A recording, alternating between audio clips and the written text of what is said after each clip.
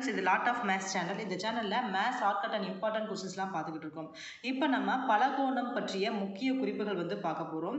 இந்த lot of maths சேனலில் நிறைய கொஸ்டின்ஸ் டாபிக் வைஸாக நான் போட்டிருக்கேன். அது ரொம்பவே யூஸ்ஃபுல்லானது. கிரிட்டிக்கலாக, ஷார்ட்கட்டு, இம்பார்ட்டன்ஸ் இந்த மாதிரி எல்லா சம்ஸும் நான் போட்டிருக்கேன்.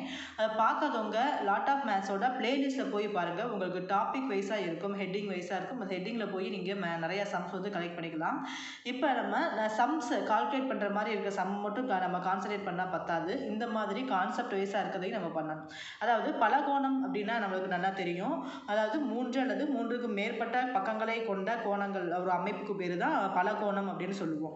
இப்போ நம்ம பலகோணத்தை பற்றி என்னென்ன குறிப்புகள்லாம் பார்க்க போகிறோம் அப்படின்னா, பலகோணத்தோட பக்கம் 3 அல்லது 3க்கு மேற்பட்டு, அதாவது n greater than or equal to 3, 3க்கு சமமாகவோ அல்லது 3ஐ விட அதிகமாகவோ இருந்துச்சுன்னா அதோட உள் கோணங்களோட கூடுதலோட மதிப்பு என்ன அப்படின்னா எப்படி கால்குலேட் பண்ணணும்னா n-2 × 180 டிகிரின்ற ஃபார்முலா மூலமாக நம்ம கால்குலேட் பண்ணணும்.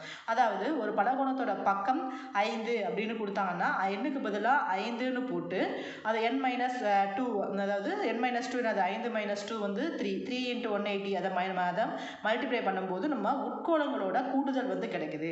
அப்போ ஒரு பலகோணத்தோட அமைப்பு அல்லது பலகோணத்தோட அமைப்பு கொடுத்தாலே, பிக்சர் கொடுத்தாலே நமக்கு பக்கங்கள் என்னன்னு தெரியும். இல்லாட்டி பக்கங்களோட எண்ணிக்கையே டைரெக்டாக நம்பராக கொடுத்து அதோட உட்கோணங்களோட கூடுதல் என்ன அப்படின்னு கேட்டால் n-2 × 180 டிகிரின்ற ஃபார்முலாவை சப்ஸ்டியூட் பண்ணி நம்ம கால்குலேட் பண்ணிக்கலாம்.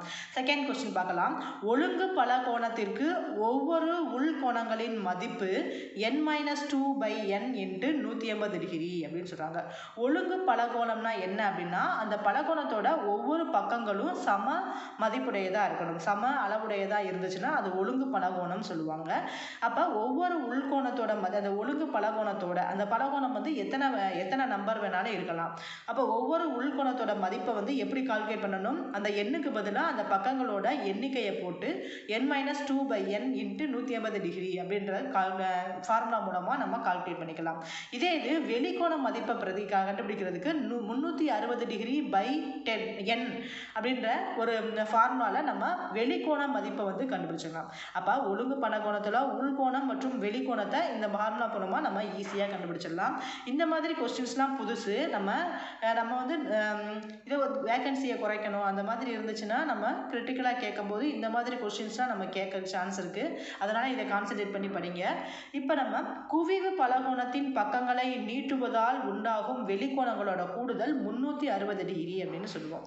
இப்போ என்ன குவிவு பலகோணம்னா என்ன அப்படின்னா, குவிவு பலகோணம்னா பலகோணத்தோட அனைத்து உட்கோணங்களும் 180 டிகிரியை விட குறைவாக இருந்துச்சுன்னா, அனைத்து உட்கோணங்களும் என்ன இருக்கணும், 180 டிகிரியை விட குறைவாக இருந்துச்சுன்னா, இதில் குறைவாக இருந்துச்சுன்னா அதை குவிவு பலகோணம் அப்படின்னு சொல்கிறாங்க.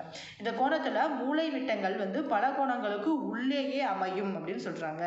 அப்போ இந்த குவிவு பலகோணத்தில் அந்த பக்கங்களை நீட்டுவதால் உண்டாகும் வெளிக்கோணங்களோட கூடுதல் எவ்வளவுனா 360 டிகிரி அப்படின்ற ஒரு கான்செப்ட் இருக்குது. ஓகே, குவிவு பலகோணம் பார்த்தாச்சு. குழிவு பலகோணம்னா என்ன அப்படின்னா, பலகோணத்தோட ஏதேனும் ஒரு கோணத்தோட அளவு 180 டிகிரியை விட அதிகமாக இருந்துச்சுன்னா அதை குழிவு பலகோணம் அப்படின்னு சொல்கிறாங்க. அப்போ அதிகமாக இருந்தால் குழிவு, குறைவாக இருந்தால் குவிவு அப்படின்றத நல்லா ஞாபகம் வச்சுக்கோங்க. அடுத்து ஒரு பலகோணத்தோட பக்கங்கள் n எனில் அதன் மூலை விட்டங்களோட எண்ணிக்கை என்ன அப்படின்னு கேட்டால் n-n-3/2 அப்படின்ற ஃபார்முலாவை யூஸ் பண்ணலாம். எக்ஸாம்பிளுக்கு ஐங்கோணம் கொடுத்து அதோட மூலை விட்டங்களோட எண்ணிக்கை கண்டுபிடிக்கணும்னா n 5 நம்மளுக்கு தெரியும்.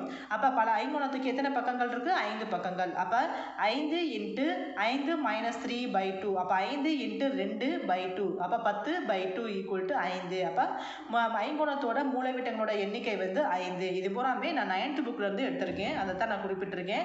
ஓகே, இது மாதிரி என்ன விதமான பலகோணமாக கொடுத்தாலும் சரி அதோட பக்கங்களின் எண்ணிக்கையை பிரதியிட்டோம்னா, அதோட இந்த ஃபார்முலா பிரதியிட்டோம்னா நம்ம மூலை விட்டங்களோட எண்ணிக்கையை ஈஸியாக கண்டுபிடிச்சிடலாம்.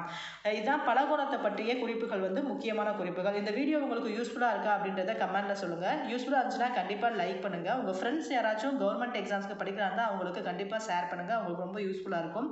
இந்த லாட் ஆஃப் மேத்ஸில் மறக்காமல் பிளேலிஸ்ட்டில் போய் பாருங்கள். டிஸ்கிரிப்ஷனில் சம் லிங்க் கொடுத்துருப்பேன், அதில் ஜாயின் பண்ணிக்கோங்க. தேங்க்யூ. தொடர்ந்து வீடியோ பாருங்கள். தொடர்ந்து நிறைய முக்கியமான தகவல்கள்லாம் இருக்குது. Okay, thank you.